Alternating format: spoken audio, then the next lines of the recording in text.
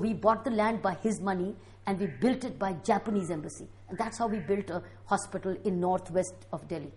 So actually this must be a very unique example of police station becoming a therapeutic center. Yes. In fact, normally people shy away from police station, but Yes. here you are bringing somebody in Yes. and sending him out as a much different type of person, reformed person. Absolutely. So this must be the unique of its kind in the world. It was very unique initiative. We did not know, but we did it as a crime prevention measure. But from there, from the drug abuse treatment program, my PhD came. Was it part of your training as a police officer that you should try to take such preventive steps to actually arrest possible crime at a future date? Well, crime prevention was my priority goal always as a police officer. That's why it led to prison reforms as prevention. I was basically a believer in prevention, more faster than detection. Detection must happen if prevention fails. But I was believing in prevention, and I believe in prevention first. So this came out of my prevention belief. All my further policing also came out of my belief in prevention. We must prevent, we must cure, we must treat before the issue becomes big. Is it something because of your philosophical bent of mind that you actually were looking at some sort of advice from someone like Gandhiji or somebody that you actually believed that prevention is better than cure? I guess it's been an upbringing, my student life, the way I was brought up by my parents. It was always preparation. And when you prepare for the right things, you prevent problems. So it was always in preparation in the right way, which led to prevention, be it at work or be it personally. Tell me, is this knowledge that you're talking about now, don't you think it's necessary to institutionalize it and actually bring about a complete change in mindset of the entire police enforcement in the country, to bring in prevention as one of the major issues? Do you think something needs to be done on that count? It would have happened if we had done it in Delhi. Delhi police would have become a model of cosmopolitan policing, and that would have led to replication of a model. It would have happened. And I can tell you this was anticipated, that Delhi, if she goes, Delhi would become a model of policing, and then it will need to be replicated, and questions would be asked, why wasn't it there earlier? So why not kill this initiative right now, so that you don't have a comparison available. That's a tragedy of our small thinking. We would have created just as we created prison reforms, Tihar as a model, today it's a model. It's a 3C model called collective, corrective, community-based approach. It's a 3C model. Tihar reforms, prison reforms, is today worldwide known as a 3C formula of the New Delhi model. It's gone down in history and academics as a New Delhi 3C model. We would have created the same kind of participative, corrective, preventive policing model. But that's what we've deprived ourselves. You see, my life goes on. But this is something my life would have offered as a institutionalized model of policing, which we've deprived our own selves of it. But unless you do it, how can you offer it? Theoretically, there are many models. But you have to practice it and prove it that it's possible. Show it on the ground somewhere. So that's what unfortunately we missed an opportunity. And I think that seems to be because, as you were saying earlier, that prevention is better than cure, also because if you arrest a wrong person, you are creating an innocent person into a criminal. Absolutely. And therefore actually then, rather than solving a crime, you are actually fostering a crime and a criminal who will actually do that. So I think that's the best way, and I think unfortunately Delhi... First, prevent a wrong arrest. Secondly, after an arrest, work on him so that he doesn't go for a re-arrest. So work before and work after. But that's what you started doing in Tihar jail, right? Yes. Well, how that actually... But tell me something before I would like to ask about that. Was it a genuinely designed way of putting you into places where you'll be away from people because you're posted to Tihar jail again as somebody who will not have to then deal with the people too much? And it's like a side posting, as you call it in policing. Is it something which... See, I was never politically connected. I never knocked at the doors of politicians to give me any assignment. So I always got what was left over. So all these were left over. These are very important assignments. They were all left over. Because anybody who could pull strings went somewhere else. I never went to pull strings because that's why till the last I never did it. If I were pulling strings along the ladder, I would have done it at the last and I would have been somewhere else. But since I didn't believe it from day one, I only got the leftovers. But I made the best of the leftovers. I got the best. Prison was a totally leftover assignment. Police training was a leftover assignment. I got the leftovers. But I did the best of the leftovers because for me they were not leftovers. They were really human institutions to be worked on. No, we'll talk about his leftover in the remaining time. What is left over for us, but we'll just continue talking to you. Don't go away. We are talking to Kiran Bedi about the issue related to policing, and she's going to tell us about her experience in Tihar jail, which now is acclaimed world over. So don't go away. We are waiting for you to come back.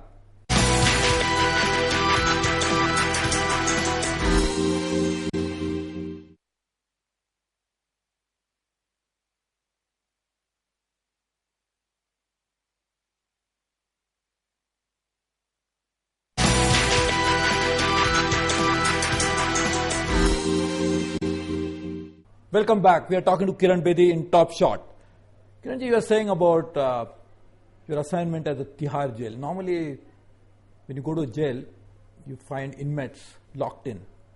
And normally a police officer also gets locked in into the stereotypes of the police manual and what he needs to do, and he or he spends time to follow instructions coming from the top and keeping him busy and happy.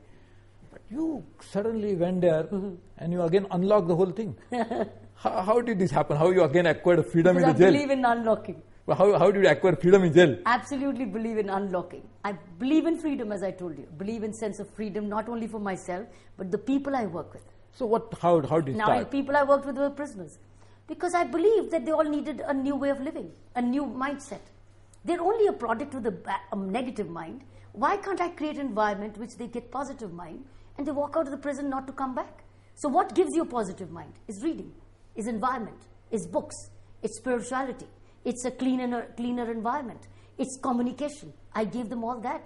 So spirituality came in, education came in, and no budgets. There was no budget to reform programs in the prison. Not a penny in the education head.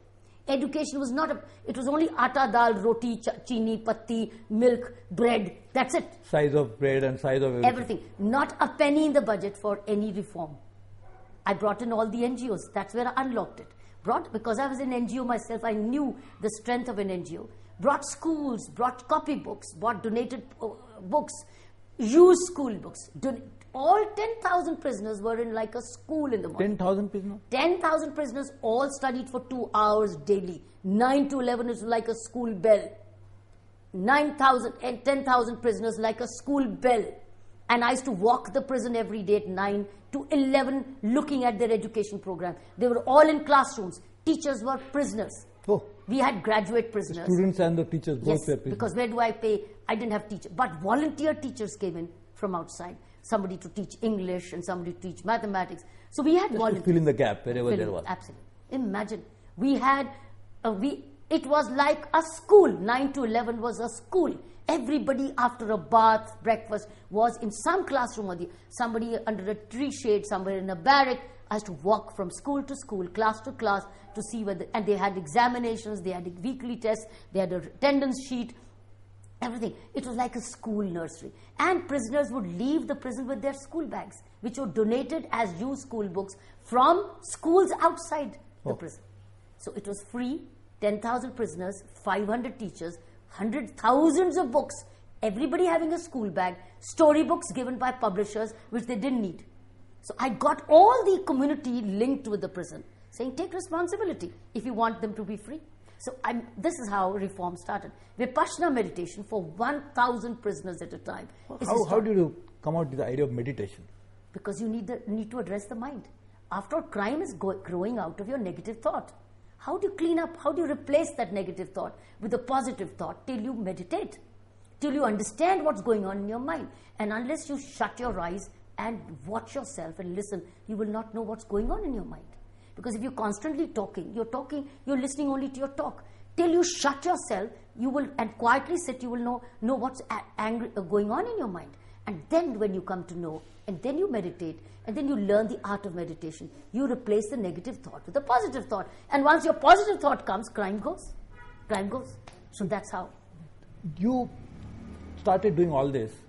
Nobody thought about it before you, and nobody is following it up after you. Now tell me something. How did, first of all, what is the motivation? I mean, because the motivation again comes because you were emotionally involved with them as a person, as human beings. and you did not look them as prisoners, somebody just as one, two, because normally prisoners are not even known by the names. Their only identity is a number that they carry. So is it something that you removed that baggage on your mind, that they are no longer just numbers, but they are people? Is that something? Certainly. I looked at them as people who needed help. And if I look at them as people who were rapists and terrorists and people who had killed, then I would have hurt them more, and they would have left the prison to hurt more. That means prison would have only overflown with reactions. Here was prevention. You prevent the future crime by cleaning up their minds. But the good news, Mr. Prabhu, is that the programs are spread around the country. Tihar has continued with many programs. Vipassana meditation is continuing till now. National Open School is there. Indira Gandhi Open University is there. Large number of NGOs are. The programs which we did, we have continued. That's a good part of it. That means they've got institutionalized. They became part of the Delhi Prison Act too. They become a part of the Delhi. So you don't have a choice but to do this. And similarly, this program went to other prisons around the country, and that's how it's replicated. It went even abroad. These programs are courses in Italy and programs even in the US and other Western prisons. So it's spread, but Indian prisons have taken the leaf out of these. So it's a very, very good sign for us, because imagine the kind of programs, the criminality it's preventing. But I looked at them as people who needed help. Yeah. And rather than condemning them further, they've anyway been condemned.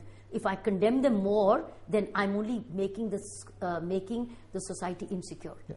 And then, did you find any change? Suppose if this was not done, and they would have been treated like they were treated before,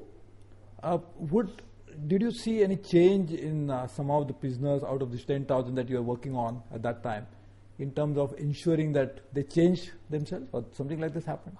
Absolutely. The point is, if you hadn't done that, then you would have surely sent them on a decline. That's right.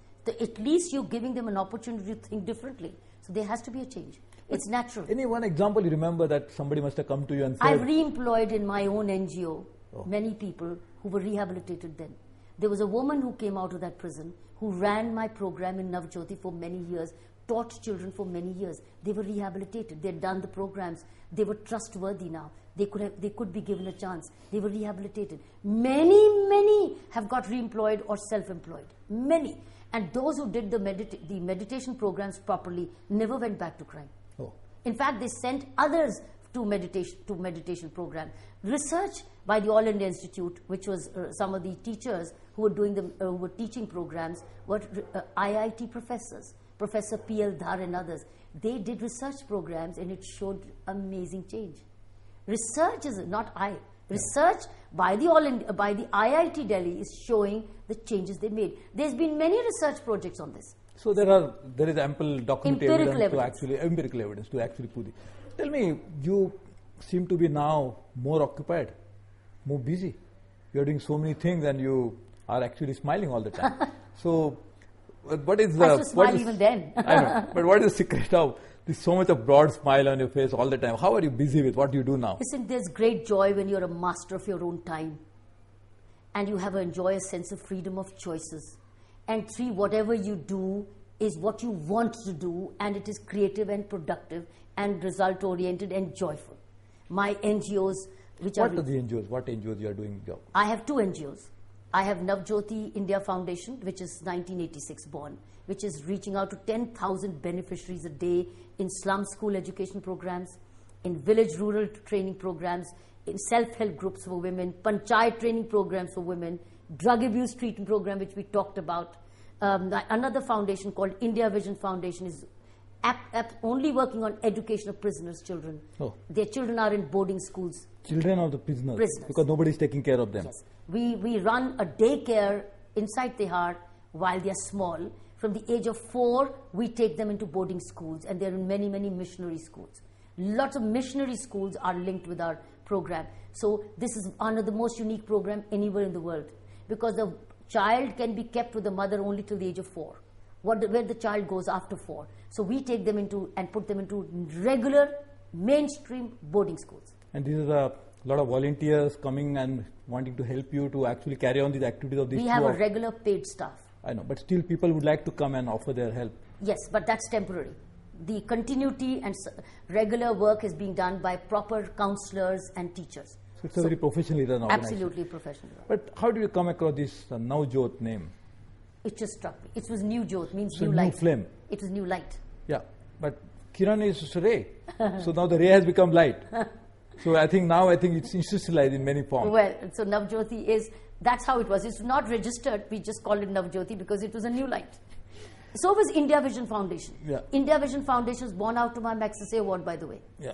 And when I got the $50,000 award, do I name it as Kiran Bedi Foundation? No.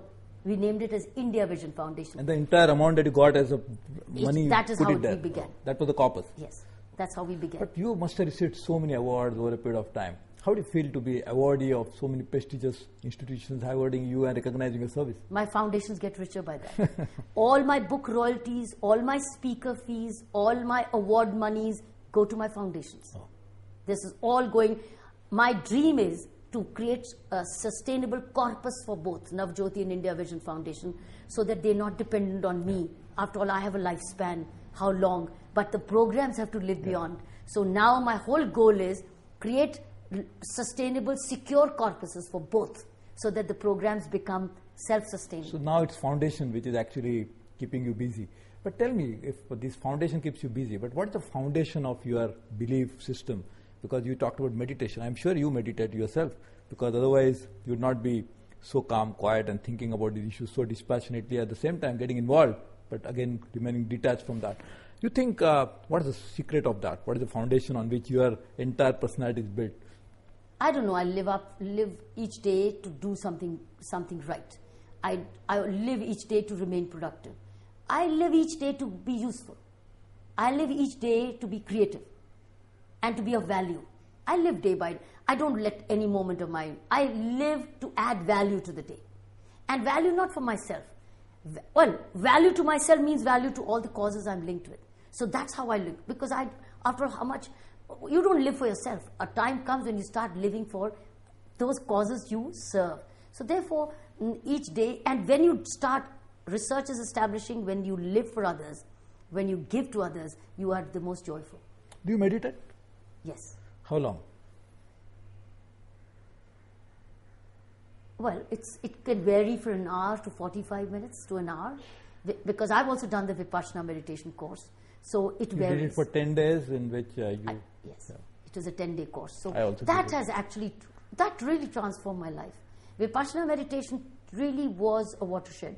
I can totally divide my life before I did the course and after I did the course. It was a life-turning opportunity. And actually, normally we spend time only looking at others, blaming others, maybe for some reason trying to pamper them, but we rarely look at our own self. Yes. And that's what you do in meditation, and particularly in Vipassana. Yes. But remember, you don't only look at yourself when you sit and meditate. Then a habit comes when you're constantly under watch by your own self. So you live a life under a self-watch. Yeah. I live a life under self-watch. Yeah. So just tell me, who influenced your life in your childhood, or who was the person who actually shaped your personality a great deal? Who is that one person in your life? Both my mother and my father. Mother 100%, father 100%. I got 200% in my life from both. Yeah. And I have very caring sisters. And I have a very good husband. So I have had a very close family. So how many sisters you have? We are 4 sisters. But then how come you got 200% from your parents when you had other 3 sisters waiting for them? My parents were such brilliant that they give 100% to each one of us. This is the joy of there our are no family. discrimination. No way. So that they really And give. 4 sisters growing up during the 60s when people didn't want girls. Yeah. We were the rare family in Amritsar growing up. I was just wondering why you and your sisters, all of you, were playing tennis all the time. Not all the time, but you are passionate about tennis. Well, How it was come all that? the time till I joined the Indian Police Not Service. all the time. I'm saying not all the time when you're working, but I mean all your life. Yes. But tell me, how come that? Because it was my father was a great tennis player of his time. He was a very keen tennis player. He played at the national levels. He played competitive tennis, so we used to all travel together, play a lot of tennis tournaments. We used to play together every day. My father actually taught me to play tennis. Oh, really? So tennis was in our blood. Tennis was in our family. Tennis was every evening. My mother used to be also at the tennis court. We all sisters used to compete and play. My father taught us, tennis was dinner, tennis was breakfast, and he used to take me for fitness every morning. Tennis was our life. And it is tennis which actually took me all the places all over the world, but before the IPS. But despite being a good tennis player, you never said that the ball is in the other court. You always felt that it is in your court. And you started dealing with that ball from your court. You're so right.